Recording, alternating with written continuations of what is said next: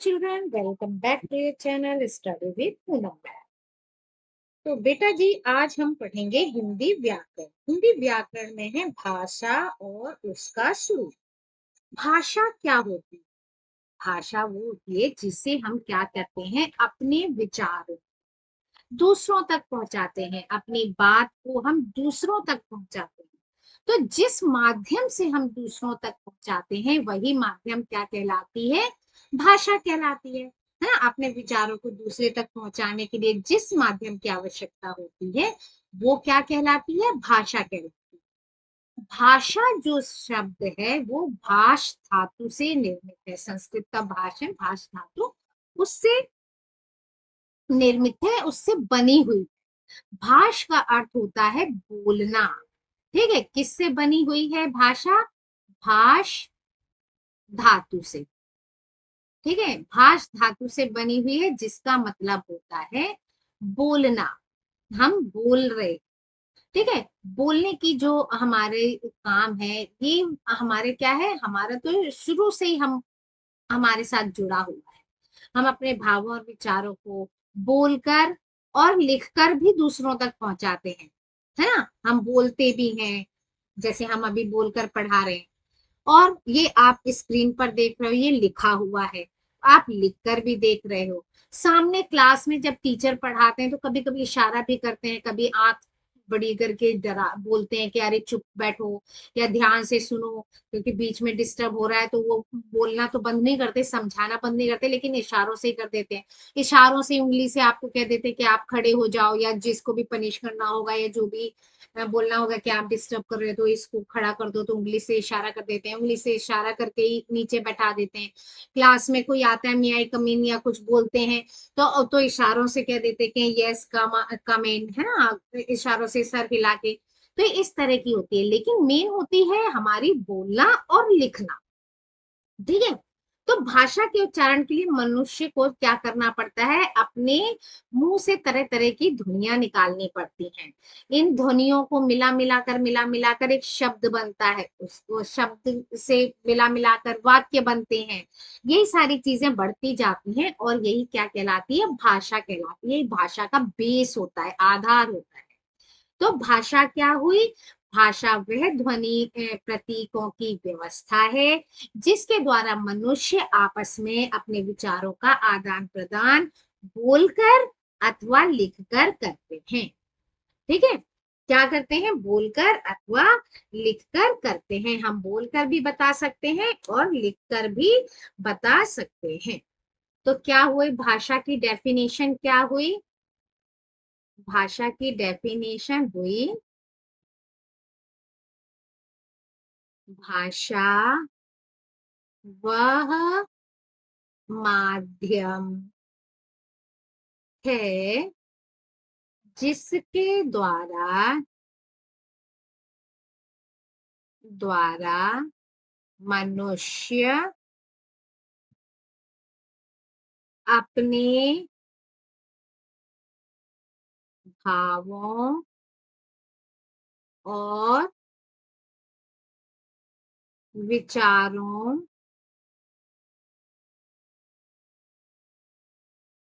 का परस्पर आदान प्रदान कैसे करते हैं? बोलकर या लिखकर करते हैं। ठीक है, ये हो गई आपकी भाषा की परिभाषा। अब भाषा की परिभाषा तो हमने जान ली। अब भाषा जरूरी क्यों है? भाई भाषा क्यों जरूरी? भाषा एक ऐसा सशक्त साधन है जिससे हम क्या कर सकते हैं? अपनी चीजों को किसी को बता सकते हैं, समझा सकते हैं, कह सकते हैं। ठीक है, शिक्षा दे सकते हैं, साहित्य का निर्माण कर सकते हैं, प्रशासनिक कार्य कर सकते हैं, यानी सब कुछ हम भाषा के द्वारा क्या करते हैं? संपादन करते हैं। ठीक है, अब भाषा के रूप क्या होते हैं, महत्व तो हमने पढ़ लिया। है ना। भाषा हमें क्यों जरूरी है ये हमने तो पढ़ लिया। अब भाषा की अभिव्यक्ति किस प्रकार से करते हैं, या भाषा का महत्व क्या है, भाषा के रूप क्या है। तो भाषा के रूप हैं दो।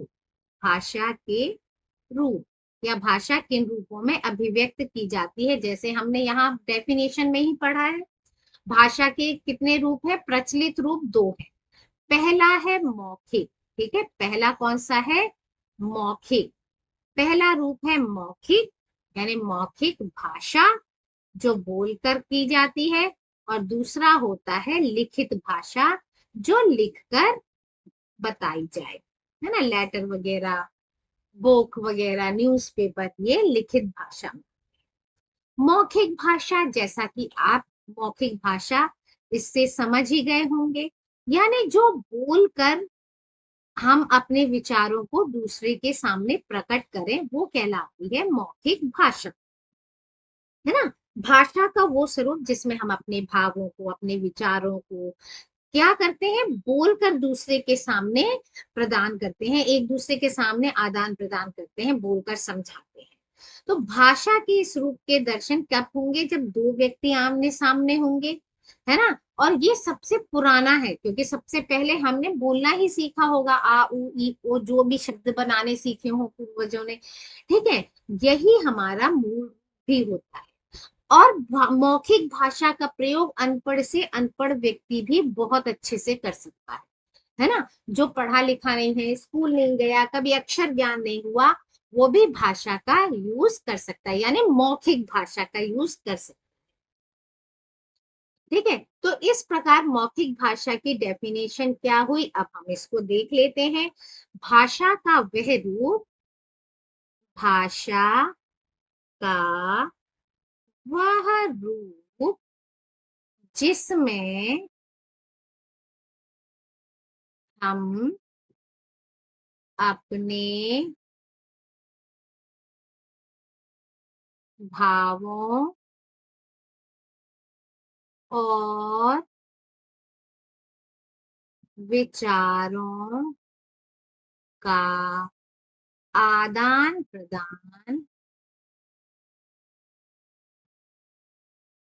किस प्रकार करें, केवल बोल कर करें, बोल कर करें, उसे मौखिक भाषा कहते हैं, ठीक है। मौखिक भाषा किसे कहते हैं, जो हम मुंह से बोलकर दूसरों के सामने अपने विचार प्रकट करते हैं। मौखिक भाषा में क्या होता है, मौखिक भाषा में जैसे हम आपस में बोलकर बात कर रहे हैं, वीडियो देखना, भाषण देना, ये सब मौखिक भाषा के अंतर्गत आते हैं। दूसरा हमने देखा लिखित भाषा। अब लिखित भाषा क्या होती है, लिखित भाषा वह होती है बेटा जिसमें हम अपने भावों और विचारों को लिख कर प्रकट करते हैं, हमें किसी भी चीज की जानकारी लिख कर मिलती है ना। भाषा का वह रूप जिसमें भावों और विचारों का आदान प्रदान लिख कर किया जाता है, उसे हम लिखित भाषा कहते हैं।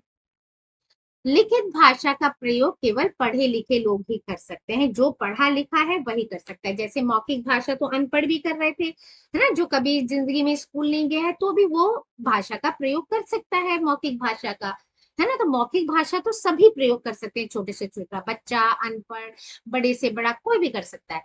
लेकिन लिखित भाषा का प्रयोग केवल कौन कर पाएगा, जो पढ़ना लिखना जानता है, लिखा हुआ वही पढ़ सकता है ना, और वही कर सकता है। तो इसके लिए ज्ञान हम क्या करते हैं, ज्ञान का संचय भी करते हैं, हम किताबों को भी लिख कर रखते हैं, न्यूज़पेपर को भी लिख कर पढ़ा, मतलब लिखा हुआ हम पढ़ते हैं। तो इसलिए हम क्या करते हैं, अपनी चीजों को, इससे एक फायदा क्या होता है, बोलकर चीजें तो लोग भूल जाते हैं, लेकिन लिखित चीजों को लोग याद करते हैं। तो जैसे पूरा ये बुक्स वगैरह लिखी गई है, ये क्या है, ये संचय की हुई है, जमा की हुई है, लिखी हुई है। तो इनसे हम आगे चलकर हमारे आगे के लोग या हम पिछली चीजें सब चीज पढ़ सकते हैं। हिस्ट्री वगैरह पढ़ते हैं, क्यों पढ़ते हैं? तभी तो पढ़ते हैं कि हमारे पुराने जमाने की चीजों को हम पता कर सके, उस टाइम पर क्या होता था, कैसे लोग रहते थे, क्या खाते थे, क्या पीते थे, सब पता चलती है। तो इस तरह की जो ज्ञान को संचय करके रखते हैं हम उसे साहित्य कहते हैं। ठीक है, सबसे पहले तो हम लिखित भाषा ही देख लें। लिखित भाषा किसे कहते हैं? ये भाषा का वह रूप है, भाषा का वह रूप है जिसमें हम अपने भावों और विचारों का आदान प्रदान, विचारों का आदान प्रदान लिख कर करते हैं, लिख कर करते हैं, उसे लिखित भाषा कहते हैं, उसे लिखित भाषा कहते हैं। क्लियर? हम इसे लिखित भाषा कहते हैं। और भाषा का लिखित रूप जो होता है भाषा को स्थिरता प्रदान करता है। इसका एक ये भी है कि ये क्या है, स्थिरता प्रदान करता है। एक पॉइंट ये भी है कि ये पढ़े लिखे लोग ही कर सकते हैं। ठीक है, और ज्ञान का संचय भी कर सकते हैं जिसे हम साहित्य कहते हैं। ठीक है, और इसके अलावा एक मैंने पहले भी बताया था, सांकेतिक भाषा होती है जिसका है ना, कुछ विचार हम संकेतों से करते हैं, सिर हिलाकर, हाथ दिखाकर, आंख बड़ी करके, छोटी करके, थोड़ा सा है, ताली बजाकर, झंडे वंडे दिखाकर। लेकिन ये अपूर्ण और अस्पष्ट होती है ये भाषा। ठीक है, अब भाषा हमने पढ़ ली। भाषा वो क्या करते हैं, अभिव्यक्ति के दो रूप प्रचलित हैं, ये हमने पढ़ लिया कि लिखित और मौखिक। लेकिन जो मौखिक भाषा है उसको हम लिखित रूप में प्रदान करने के लिए, अब लिखने के लिए हमने कुछ, यहाँ देखो अक्षर देखे, कहीं डंडा खींच रहा है, कहीं ऊपर मात्राएं लग रही है, कहीं कुछ लग रहे हैं। तो जो ये कुछ निश्चित चिन्ह दिए गए हैं कि ये है में ऐसी मात्रा लगेगी, छोटी की मात्रा इधर से होगी, बड़ी की मात्रा उधर से होगी, तो ये जो चिन्ह होते हैं, इन्हीं चिन्हों को हम क्या कहते हैं, लिपि कहते हैं। यानी लिखने की जो विधि होती है वो क्या कहलाती है, लिपि कहलाती है। यानी मौखिक ध्वनियों को लिखित रूप में प्रकट करने के लिए जो निश्चित किए गए चिन्ह हैं उसे हम लिपि कहते हैं। तो भाषा, लिखित भाषा के बाद हमने एक और क्या चीज पढ़ा, कैसे लिखते हैं, हम लिपि में लिखते हैं। लिपि कहते हैं लिखने की विधि को। इसकी डेफिनेशन भी देख लेते हैं, क्या है, मौखिक ध्वनियों को, मौखिक ध्वनियों को लिखित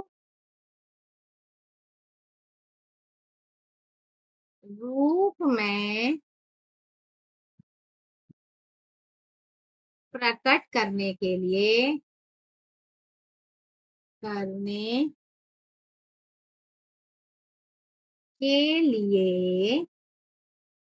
निश्चित किए गए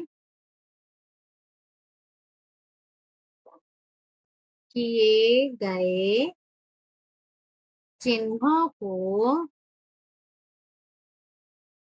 लिपि कहते हैं, लिपि कहते हैं। ठीक है, इन चिन्हों को क्या कहते हैं, लिपि कहते हैं। ठीक है, लिपि भी कई प्रकार की होती है। संसार में हर भाषा की अपनी अपनी लिपि होती है। जैसे हिंदी, संस्कृत और मराठी भाषा की लिपि देवनागरी है। अरबी, फारसी, उर्दू की लिपि फारसी, अरबी, फारसी, उर्दू की लिपि फारसी है ना। पंजाबी की गुरमुखी है, अंग्रेजी की रोमन है। ठीक है, तो ये इन लिपियों में लिखा जाता है। हमारी हिंदी, संस्कृत और मराठी, इसकी क्या बताया मैंने, देवनागरी लिपि है। ठीक है, देवनागरी लिपि। ठीक है, और अरबी, फारसी, उर्दू, अरबी, फारसी, उर्दू, इसकी क्या है इसकी क्या लिपि है? फारसी। इसकी लिपि है फारसी। ठीक है। अच्छा, नेक्स्ट आती है पंजाबी की।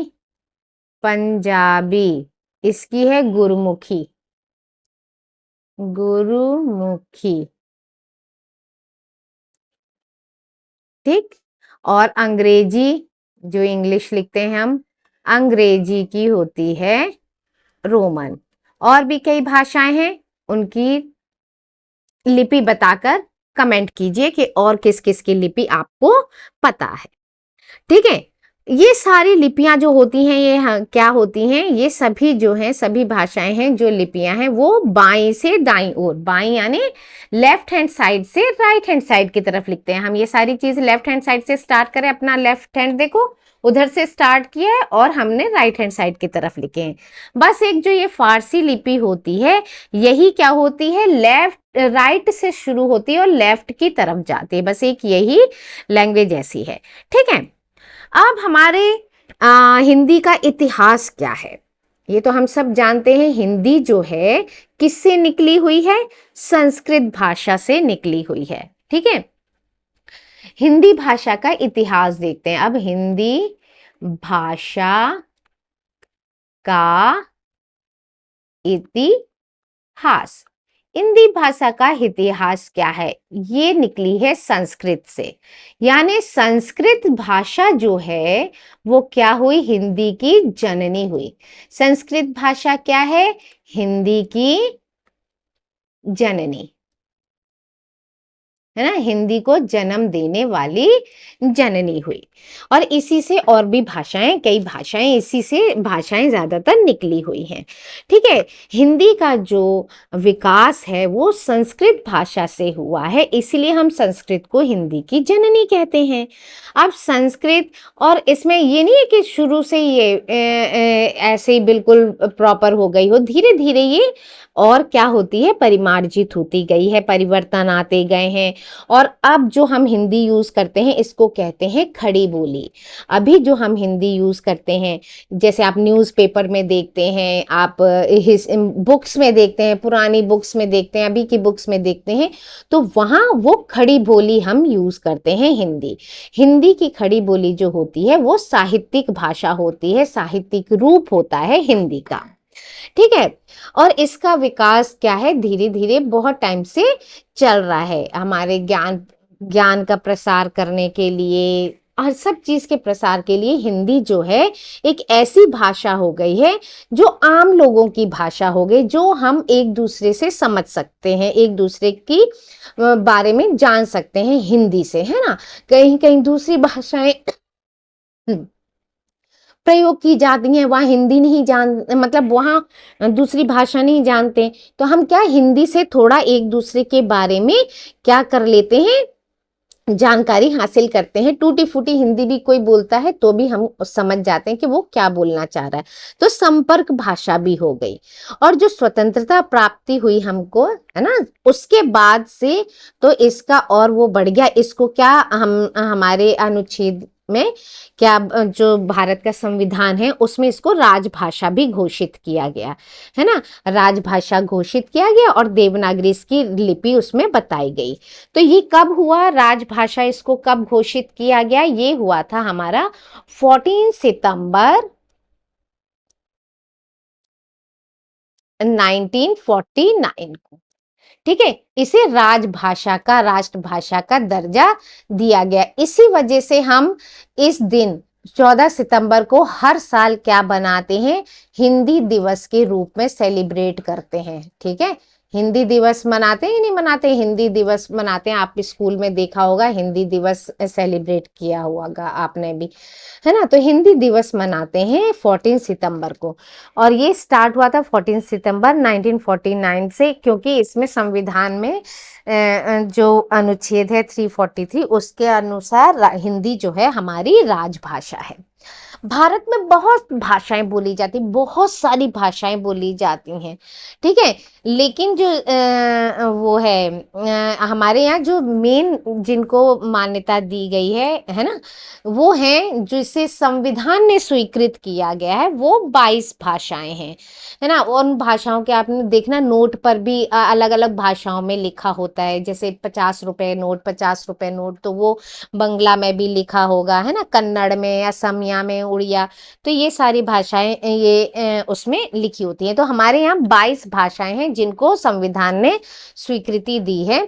सबसे पहले है असमी, उड़िया, तमिल, तेलुगु, कन्नड़, मलयालम, मराठी, गुजराती, सिंधी, नेपाली, कोंकणी, पंजाबी, बंगाली, मणिपुरी, संस्कृत, उर्दू, कश्मीरी, हिंदी, बोडो, डोगरी, मैथिली, संथाली। नोट पे शायद 15 होती हैं, ऐसे कुछ होते हैं, है ना, उनमें 15 उसमें लिखा जाता है। आप चेक करिएगा और मुझे बताइएगा कमेंट करके कि कितनी होती है एक्चुअल में, ठीक है। अब हिंदी का क्षेत्र भी क्या हो रहा है, धीरे धीरे विस्तार पा रहा है, बढ़ रहा है। ना केवल भारत में बल्कि भारत से बाहर भी लोग हिंदी बोलते हैं, है ना। जैसे फिजी है, मॉरिशस है, सूरीनाम है, कई देशों में इसका प्रचार प्रसार बढ़ रहा है, और कई देशों में तो हिंदी पढ़ाई भी जाती है, कई यूनिवर्सिटीज में, विदेशी यूनिवर्सिटीज में हिंदी पढ़ाई भी जाती है।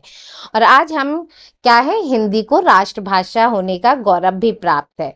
और ये किस किस राज्य में ज्यादातर बोली जाती है, दिल्ली है, उत्तर प्रदेश है, मध्य प्रदेश है, राजस्थान, हिमाचल प्रदेश, बिहार, हरियाणा, यहाँ सबकी ये राजभाषा भी है। राष्ट्रभाषा तो है ही है, और इन प्रदेशों की ये राजभाषा भी है। और जिन प्रदेशों में ये मातृभाषा नहीं है, जैसे साउथ की तरफ जाते हैं, मातृभाषा नहीं है, तो वहां इसका यूज हम संपर्क भाषा के रूप में करते हैं, ठीक है।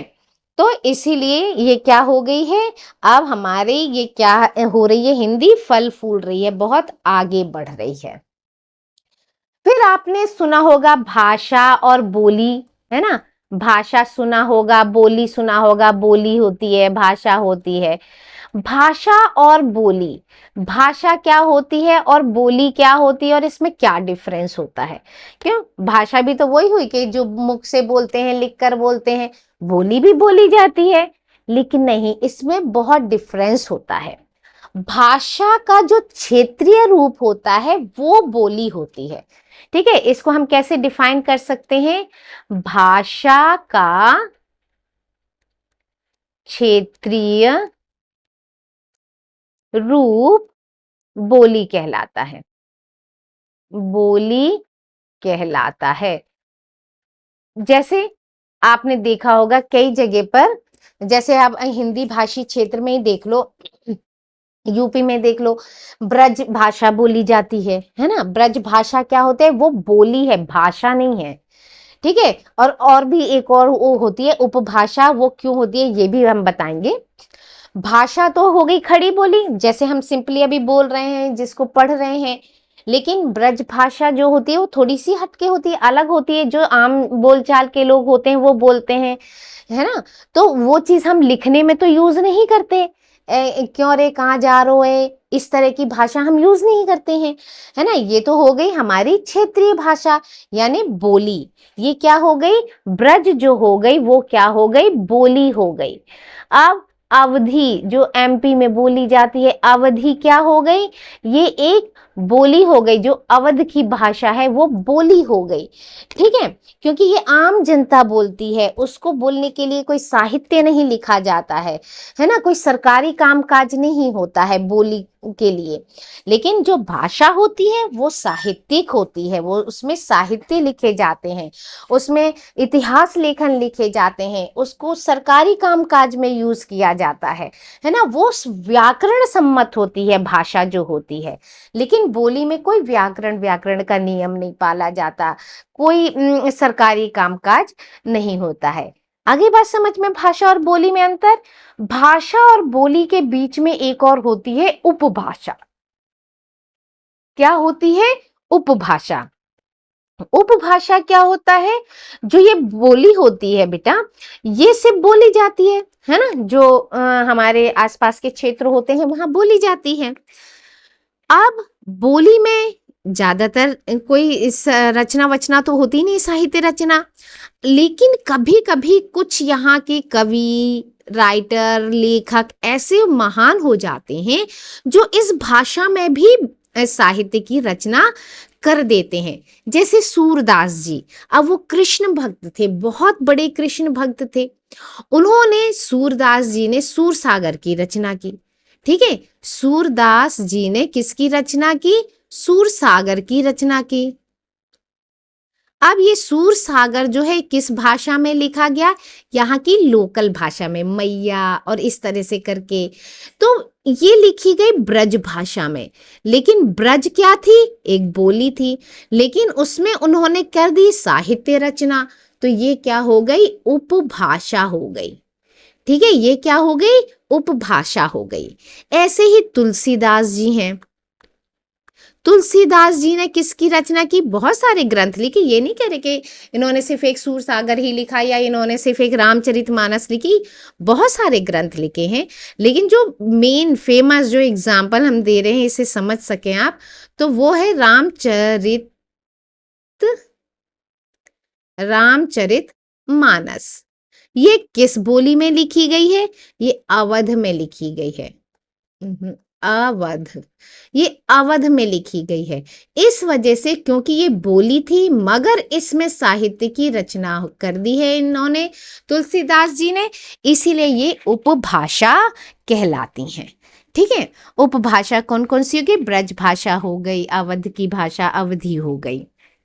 ठीक है, ये अवधी भाषा हो गई और ये ब्रज भाषा हो गई। अवध में बोली जाने वाली अवधी भाषा वहाँ की बोली है, उपभाषा ने, है ना, मतलब वहाँ की लोकल बोली है। ब्रज हमारे ब्रज की यूपी की लोकल बोली है। तो इस तरह से और भी बहुत सारी बोलियां हैं, है ना, यही दो नहीं है, बहुत सारी बोलियां हैं। तो इस तरह से इनमें अगर साहित्य की रचना हो जाती है तो वो उपभाषा कहलाने लगती हैं। तो इस तरह से हमारी ये सब क्या हो गई? ये बन गई उपभाषा। अब बोली और भाषा में हम डिफरेंस और देख लेते हैं, है ना। आपसे पूछ सकते हैं भाषा और यहां लिख लेते हैं बोली। सबसे पहली चीज जो हमने इसमें पढ़ी थी भाषा में और बोली में, सबसे पहली चीज क्या थी? कि भाषा का क्षेत्र विस्तृत होता है। भाषा का क्षेत्र विस्तृत होता है। ठीक है, यानी ये सब में, राजकाज की भाषा में सब में बोली जाती है। और ये क्या होता है? स्थानीय होता है, लोकल होता है, गांव में बोली जाती है ना। बोली कहाँ होती है? बोली का क्षेत्र क्या होता है? बोली का क्षेत्र स्थानीय होता है, या बोली का क्षेत्र सीमित होता है। ठीक है, ये लिख सकते हैं, बोली का क्षेत्र सीमित होता है। सबकी अपनी अपनी जगह की, अपने अपने एरिया की अलग भाषा होती है, सीमित होता है। ठीक है, बोली का क्षेत्र सीमित होता है। दूसरा, ये लिखित रूप में मिलती है। भाषा क्या होती है? लिखित रूप में मिलती है। भाषा लिखित रूप में मिलती है, मगर बोली का लिखित रूप नहीं होता। ठीक है, बोली का लिखित रूप नहीं होता। बोली का लिखित रूप नहीं होता। ठीक है, भाषा में साहित्य की रचना हो सकती है ना, इतिहास लेखन आदि हो सकता है, न्यूज़पेपर वगैरह सब लिखे जाते हैं। तो ठीक है, इसमें क्या होता है? इसमें साहित्य व इतिहास, साहित्य रचना हो सकती है, इतिहास लेखन हो सकता है, इतिहास लेखन आदि होते हैं। ठीक है, इसमें प्राय नहीं होते। इसमें प्रायः साहित्य रचना नहीं होती। अगर होती भी है तो वो उपभाषा कहलाती है। ठीक है, तो इसलिए आप इसको लिखना चाहें तो वो भी लिख सकते हैं पॉइंट में कि वो उपभाषा कहला जाती है अगर होती भी है तो। इसमें सरकारी कामकाज होता है, सरकारी काम काज में इसका प्रयोग होता है, इसका प्रयोग होता है, ठीक है। और इसमें सरकारी कामकाज नहीं होता, ठीक है। बोली में सरकारी काम काज नहीं होता, ये सिर्फ बोली जाती है, ठीक है, नहीं होता। ये व्याकरण सम्मत होती है ना। सबसे इंपॉर्टेंट बात, भाषा क्या होती है, व्याकरण सम्मत होती है, ठीक है। और इसमें व्याकरण का कोई लेना देना नहीं होता, ठीक है। व्याकरण के नियमों का पालन नहीं होता, ठीक है। इसमें व्याकरण के नियमों का पालन नहीं होता है। तो इस तरह से हमने देख लिया भाषा और बोली में अंतर। अब आता है हमारा मानक भाषा, जिसको हम कहते हैं स्टैंडर्ड लैंग्वेज, ठीक है, मानक भाषा। मानक भाषा क्या होती है? मानक भाषा किसी भी भाषा की क्या होती है, परिष्कृत रूप होता है ना। मतलब बिल्कुल छना बिना वो वैसे बिल्कुल साफ सुथरा अच्छा सही सही चीज होता है, वो रूप होता है, जो उच्चारण या लेखन में प्रयोग आदि की दृष्टि से भी क्या होता है, शुद्ध और आदर्श माना जाता है।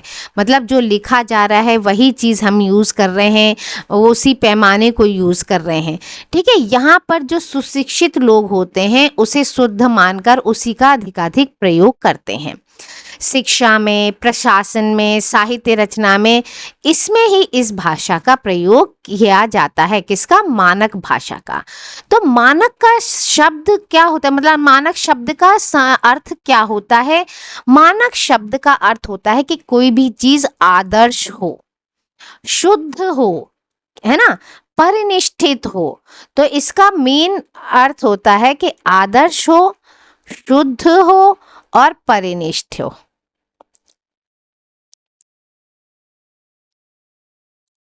ठीक है। ये होती है मानक की। इसके अलावा हम इंग्लिश में जिसे कहते हैं स्टैंडर्ड हो।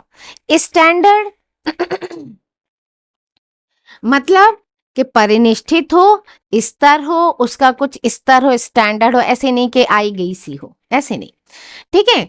भाषा के शुद्ध व्याकरण संबंध परिनिष्ठित रूप को उसका मानक रूप माना जाता है, ठीक है। और दूसरी ओर भाषा के प्रयोग में विभिन्न स्तरों में भी उसके उच्च स्तरीय रूप को मानक कहा जाता है।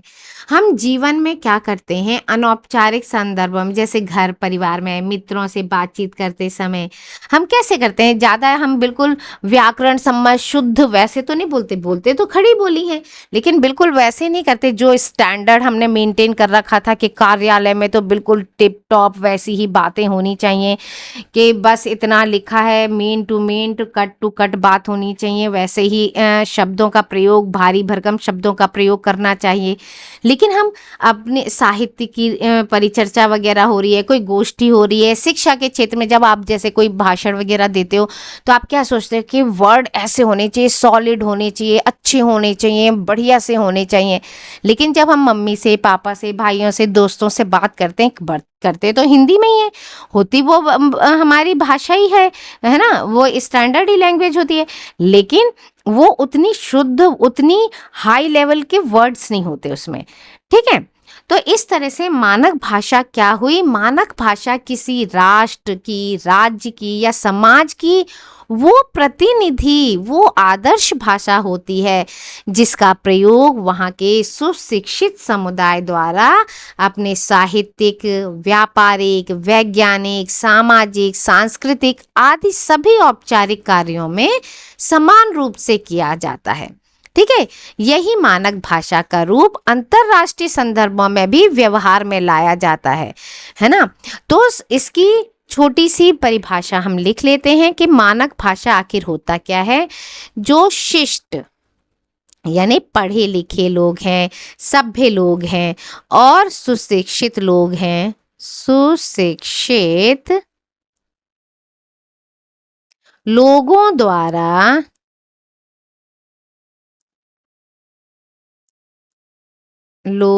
द्वारा अपनाया जाने वाला, अपनाया जाने वाला भाषा का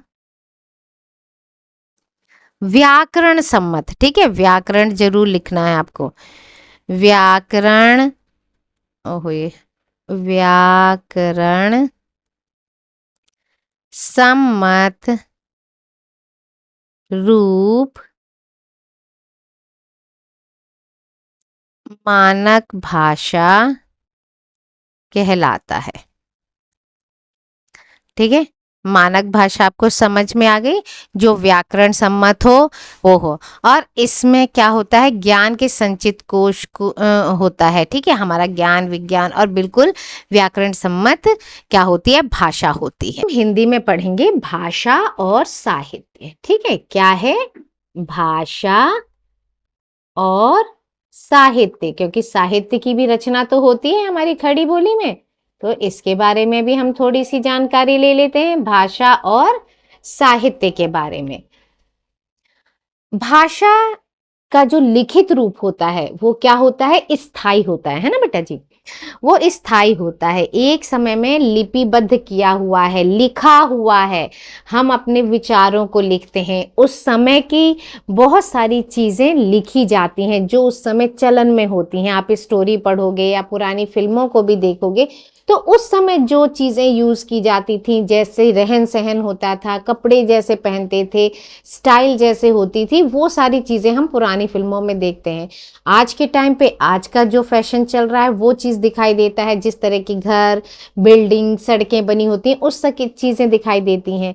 ऐसे ही साहित्य में भी, यानी लिपिबद्ध किया हुआ होता है वही चीज जो उस समय चलता है, वो अपने विचारों को लिखते हैं। और यही विचार क्या होते हैं? हजारों साल बाद हम आज पढ़ते हैं, जैसे पुरानी चीजें, हिस्ट्री है और ये हमारी कहानियां हैं, है ना, कविताएं हैं, इनके द्वारा हम इनको पढ़ते हैं। इसीलिए जो ये लिखा हुआ होता है ज्ञान, वो क्या कहलाता है? साहित्य कहलाता है। यानी कि जो ज्ञान होता है, जो लिखित चीज होती है, जिसको हम संचित कर लेते हैं, कोश, संचित किया हुआ कोश होता है, उसे हम साहित्य कहते हैं। क्या? ठीक है, साहित्य के संचित कोश को, साहित्य के ज्ञान के संचित कोश को, सॉरी, ज्ञान के संचित कोश को ही हम साहित्य कहते हैं। किसी भी भाषा का साहित्य क्या होता है? जो विद्वान होते हैं उनके चिंतन का तथा समाज के विकास का स्रोत होता है। जैसे कि मैंने अभी बताया, जिस समय जैसी चीजें चल रही होती हैं वो चीजें वहां पर लिखी जाती हैं, बोली जाती हैं, किस तरह की भाषा प्रयोग करते हैं, है ना, ये सारी चीजें होती हैं। तो क्या हुआ? साहित्य से क्या पता चला हमारे को? कि ज्ञान के संचित कोश को साहित्य कहते हैं। ठीक है, ये हो गया हमारा साहित्य। अब साहित्य जो होती है, साहित्य की रचना भी दो प्रकार से होती है। ठीक है, कौन से दो प्रकार होते हैं? पहला होता है गद्य। ठीक है, आपने हिंदी में पढ़ा होगा गद्य। और दूसरा होता है पद्य। ठीक है, गद्य और पद्य। गद्य क्या होता है? जब साहित्यकार अपनी बात को तुकबंदी के नियमों से अलग करके, एक तो होता है तुक मिलाते जाते, तो तुकबंदी नहीं मिलानी है इसमें, अपनी साधारण भाषा में अपनी बात को कहना होता है, उसे हम कहते हैं गद्य। जैसे कहानी, इसमें कोई तुक नहीं मिलाती, अपनी बात कहना होता है, उस समय समाज में क्या चीज चल रहा है वो चीज कहनी होती है। निबंध है, किसी चीज के बारे में लिखना। संस्मरण है, पत्र है, जीवनी है, ये सभी चीजें क्या कहलाती हैं? गद्य कहलाती हैं। ठीक है। गद्य में क्या कहलाती हैं कि साहित्यकार अपनी साधारण भाषा में कुछ चीज लिखता है, साहित्य का निर्माण करता है, वो कहलाते हैं गद्य। ठीक है। तो हम क्या लिख सकते हैं? जब साहित्यकार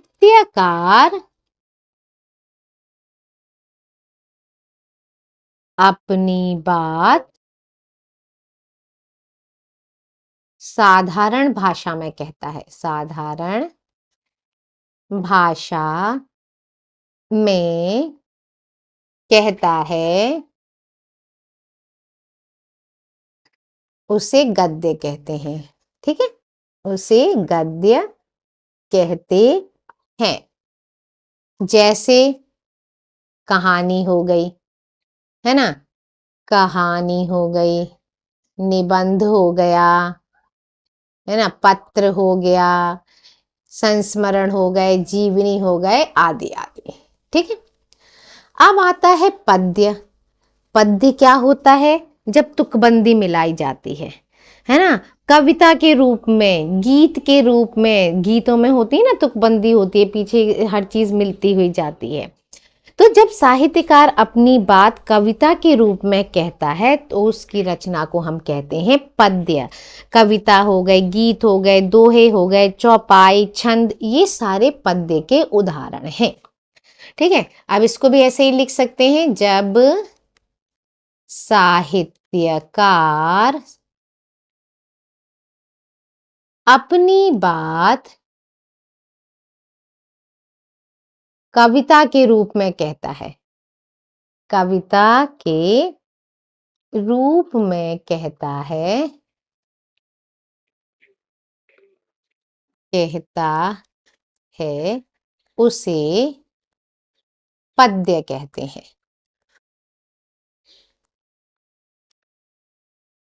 जैसे कविता ही हो गई सबसे पहले। ठीक है, कविता तो आप सब जानते हैं, गीत भी जानते हैं जो गाने लिखे जाते हैं, है ना, दोहे, रहीम के दोहे, और भी बहुत सारे दोहे हैं, कबीर के दोहे, चौपाई, ठीक है, छंद आदि, ये सब कुछ क्या आते हैं? पद्य के उसमें आते हैं। अब आता है आपका व्याकरण, जो मेन चीज है। अब व्याकरण, बिना व्याकरण के तो कोई भाषा होती नहीं है ना। व्याकरण, अब व्याकरण शब्द क्या होता है? व्याकरण का अर्थ होता है भली प्रकार से समझना। दूसरे शब्द में हम कह सकते हैं कि व्याकरण जो होता है वह शास्त्र होता है जिसके द्वारा हम भाषा के नियमों को जानकर उसे शुद्ध लिखना, शुद्ध रूप से बोलना, शुद्ध रूप से पढ़ना सीखते हैं। ठीक है, यानी व्याकरण द्वारा हम भाषा के नियमों को जानकर शुद्ध भाषा का प्रयोग करना सीखते हैं। व्याकरण क्या हुआ?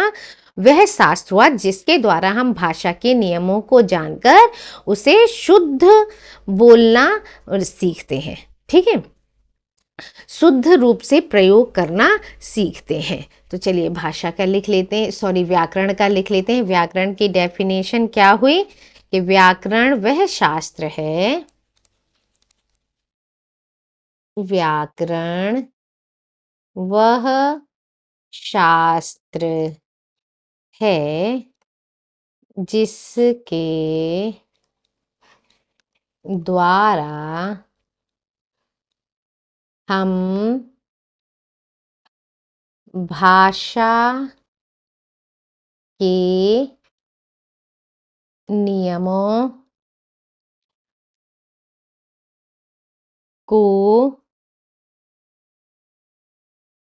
जानकर शुद्ध भाषा का प्रयोग करना सीखते हैं। जानकर शुद्ध भाषा का प्रयोग करना सीखते हैं। ठीक है, व्याकरण भाषा के नियमों का क्या हो गया, संकलन हो गए।